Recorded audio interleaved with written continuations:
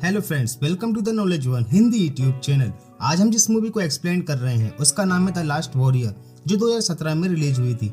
ये एक magic, fantasy और कॉमेडी मूवी है। तो चलिए मूवी की स्टोरी पर फोकस करते हैं। मूवी की स्टार्टिंग में हम कई सारे सैनिकों को एक घुड़सवार का पीछा करते हुए देखते हैं, जो इनसे बचकर जंगल की ओर भाग रहा था।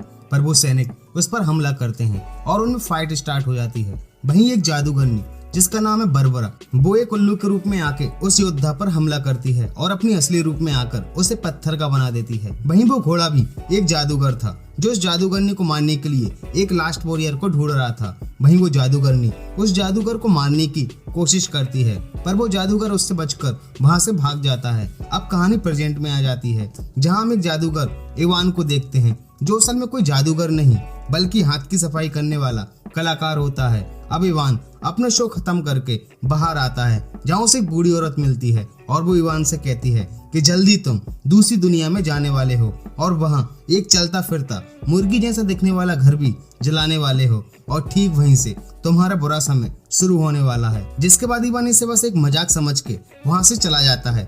अब इवान अपने घर आ जाता है, जहाँ गैलिया नाम की औरत उसका इंतजार कर रही थी, जो इवान की अच्छी दोस्त और घर के कामों में इवान की हेल्प करती थी और उसकी मेड भी थी। और इवान उसके साथ एक ड्रिंक लेने का बोलता है, पर गैलिना उससे मना कर देती है। अब इवान के पास एक औरत का फोन आता है, जो उससे कहती है कि मेरे घर पर कुछ ठीक नहीं चल रहा है, क्या तुम मेरे घर आकर इसे ठीक कर सकते हो। जिसके बाद इवान उस लेडी के पास पहुंच जाता है, जहां इवान बताता है कि तुम्हारे सर पर एक चुड़ैल तांडव कर रही है और कोई तो है जो उस चुड़ैल को रोकना नहीं चाहता। तभी वो लेडी कहती है, हो सकता है मेरा हस्बैंड। तभी इवान कहता है कि तुम्हारा हस्बैंड और वो चुड़ैल मिले हुए हैं। तभी वो लेडी कहती है कि चाहे कुछ भी हो जाए, मुझे इस चुड़ैल से बचाओ। फिर क्या था, इवान अपनी नकली टोने टोटके करता है और पैसे लेकर वहां से फुर हो जाता है। वहीं इवान अब एक हॉस्पिटल पहुंचता है, जहां एक लड़का पिछले 6 महीने से कोमा में था, जहां उसके घर वाले इवान से कहते हैं चाहे मर्जी उतने पैसे ले लो, पर मेरे बेटे को बचा लो। पर इवान उनसे मना कर देता है और वहां से जाने लगता है। तभी इवान को अपनी एक पास्ट की स्टोरी याद आती है, जहां बचपन में उसे कई सारे बच्चे परेशान कर रहे थे और उसे एक अलमारी में बंद कर देते हैं, जहां वो एक सुई की मदद से उस अलमारी से बाहर आता है और उन सभी बच्चों के बिस्तरों को सिल देता है। अब स्टोरी में आगे उस लेडी का हस्बैंड इवान के पास आ जाता है, जिसे देख इवान वहां से भागता है और भागते हुए एक टनल से दूसरी दुनिया में पहुंच जाता है, जहां वो उस जादूगर से मिलता है और वो उसे बताता है कि ये तुम्हारा ही घर है। पर इवान बस इसे एक सपना समझता है, पर वो जादूगर उसे बताता है कि ये हकीकत है और ये जगह एक जादुई नगरी है और तुम बड़े महाराज एलिया के बेटे हो और हमारे राजकुमार। पर इवान नहीं मानता। तभी उस जादूगर को एक तीर लग जाता है और वो गायब हो जाता है। पर गायब होने से पहले वो इवान को उसके पिता की अंगूठी देता है।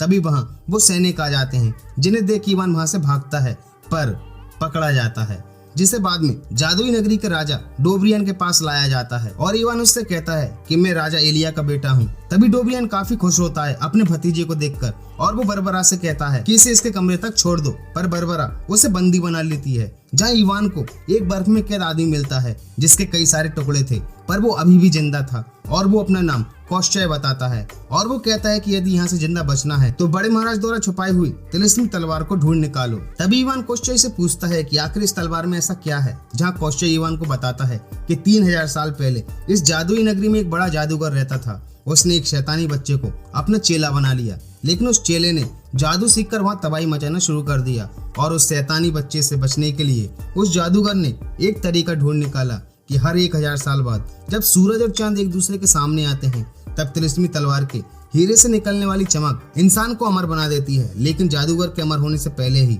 उस लड़के ने उस जादूगर को मार दिया और खुद अमर हो गया, और वो शैतान लड़का है कॉस्चय, यानी कि मैं। और कई सालों बाद महान योद्धाओं ने मुझे हरा दिया और मेरे टुकड़े करके यहाँ कैद कर दिया, और महाराज एलिया ने उस तलवार और उस हीरे को अलग अलग जगह छुपा दिया। उसी तलवार की मदद से तुम वापस अपनी दुनिया में जा सकते हो। उसी बीच एक बूढ़ी औरत को भी उसी जेल में कैद किया जाता है, जिसका नाम बाबा यागा होता है। और बाबा यागा एक जादुई मेढक को जेल से बाहर निकालता है और वो मेढक एक खूबसूरत लड़की में बदल जाती है, जिसका नाम बेसिलिसा होता है। वो वहाँ के गार्ड को बेहोश कर वहाँ से तीनों को याद करवा कर भागने लगते हैं, पर इवान की गलती से वहाँ पर सैनिक आ जाते हैं और उनमें फाइट होने लगती है।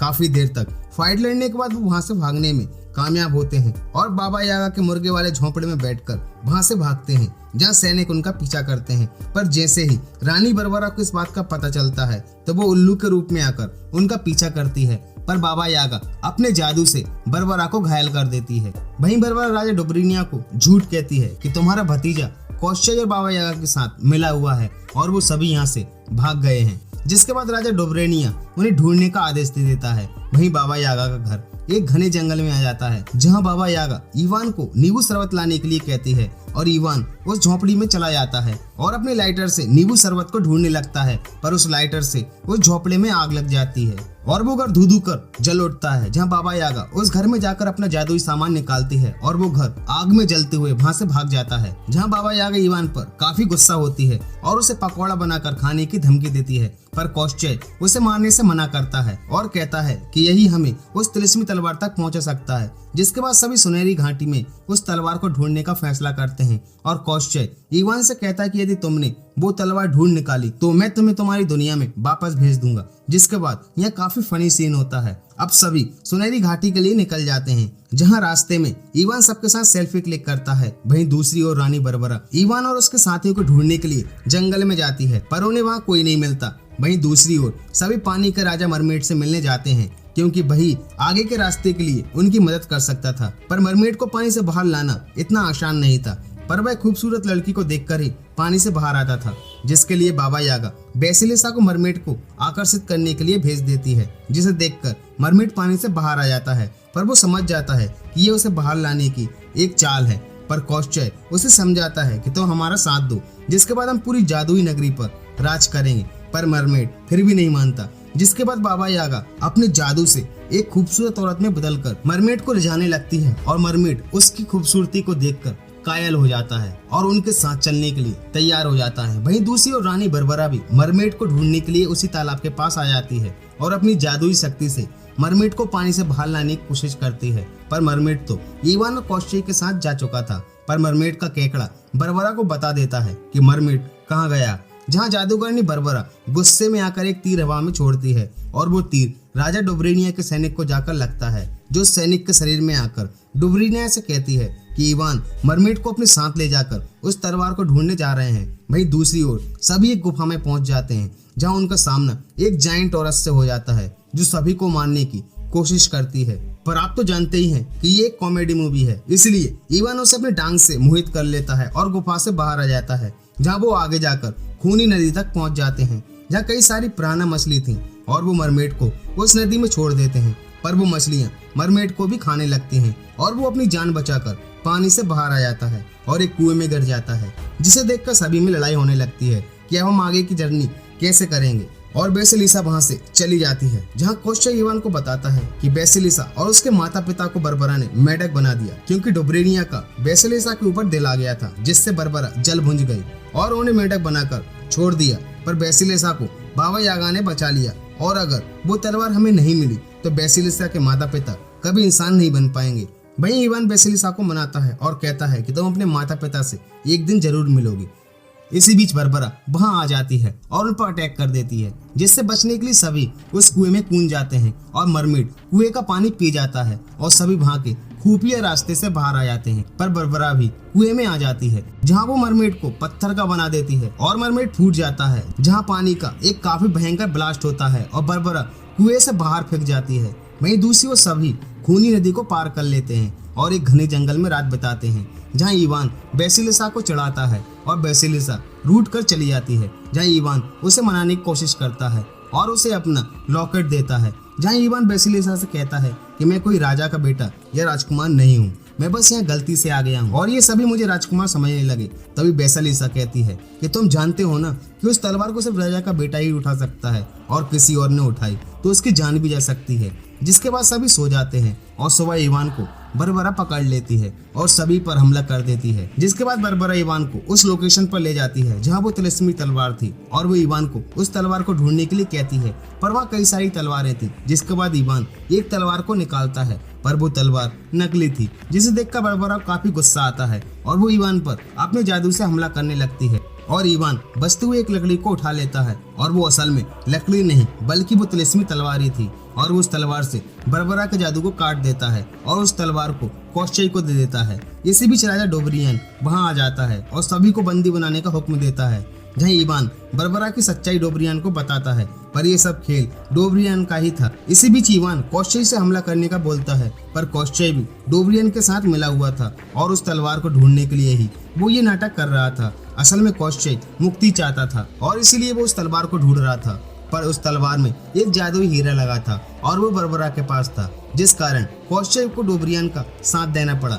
अब डोबरियान उस हीरे को तलवार के बदले कोश्चई को देता है, पर वो हीरा भी नकली था और अब तिलिस्मी तलवार की ताकत डोबरियान के पास थी। इसी बीच बेसिलिसा डोबरियान पर हमला कर देती है और वो तलवार डोबरियान के हाथ से छूट जाती है, जिसे इवान उठा लेता है। पर लड़ने के बजाय इवान तलवार की मदद से एक पोर्टल ओपन करता है और उसके अंदर वापस अपनी दुनिया में चला जाता है, जहाँ बेसिलिसा उस लॉकेट को उसी पोर्टल के अंदर फेंक देती है। लेकिन इवान को सभी की याद आ रही थी। वहीं इवान को ग्रैंड फिनाले के लिए फोन आता है और वो शो में पार्टिसिपेट करने के लिए चला जाता है, जहां वो उसी टनल से वापस दूसरी दुनिया में जाने के लिए जाता है। पर इस बार वो वहां नहीं जा पाता और वहीं स्विमिंग पूल में गिर जाता है, जहां पूल में कूदने पर पुलिस उसे पकड़ लेती है और जेल में डाल देती है, जहां उसकी मुलाकात उसी बूढ़े जादूगर से होती है जो फिल्म की शुरुआत में था। इवान उसे सारी बात बताता है और वापस से उसी दुनिया में जाने का कहता है, पर वो जादूगर अपनी जादुई छड़ी की मदद से ही उसे उस दुनिया में भेज सकता था।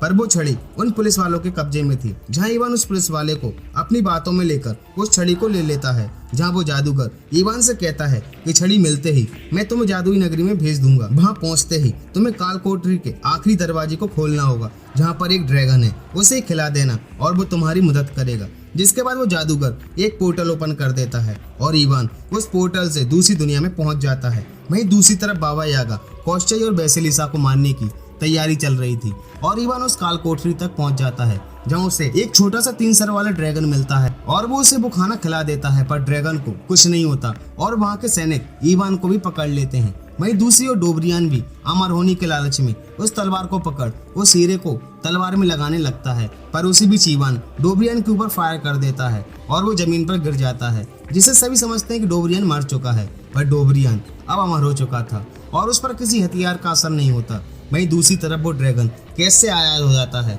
और वो पूरे कैसल में आग लगाने लगता है और पूरे महल में अफरा तफरी मच जाती है। वहीं तलवार से हीरे को निकालने के लिए बेसिलिसा इवान से कहती है और इसी बीच इवान और डोबरियान में फाइट स्टार्ट हो जाती है। वहीं बर्बरा और बेसिलिसा भी आपस में लड़ने लगते हैं। उन चारों में काफी देर तक फाइट होती है और लड़ते लड़ते उस तलवार से वो हीरा निकल जाता है। वहीं फ्लैशबैक में हमें दिखाया जाता है कि किस तरह डोबरियान ने अपने भाई एलिया को कैसे बंदी बनाया। भाई कोश्चई उस हीरे को तोड़ने की कोशिश करता है, पर डोबरियान उससे कहता है कि हम दोनों की जान उस हीरे में कैद है और अगर हीरा तोड़ा तो हम दोनों मारे जाएंगे। पर कोश्चई उस हीरे को तोड़ने ही वाला होता है कि तभी बर्बरा पीछे से उसके हाथ को काट देती है, जो डोबरियान के पास आकर गिरता है। पर इवान अपने लॉकेट की सुई को कोश्चई के हाथ में चुबा देता है और वो हीरा वापस से कोश्चई के सामने आ जाता है और वो उस हीरे को अपनी तलवार से नष्ट कर देता है, जिससे दोनों मारे जाते हैं और डोबरियान के मरते ही पत्थर में कैद राजा एलिया वापस से इंसानी रूप में आ जाते हैं और वो सभी लोग जो पत्थर के बन चुके थे।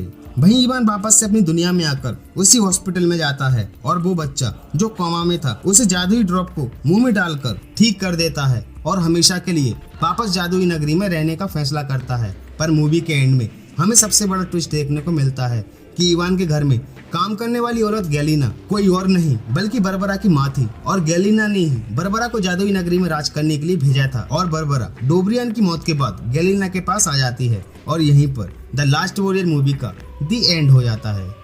तो दोस्तों, आपको इस मूवी की स्टोरी कैसी लगी मुझे लाइक और कमेंट्स करके जरूर बताना और हाँ, अगर चैनल पर पहली बार आए हैं तो इसको सब्सक्राइब जरूर करना। And thank you so much for watching this video.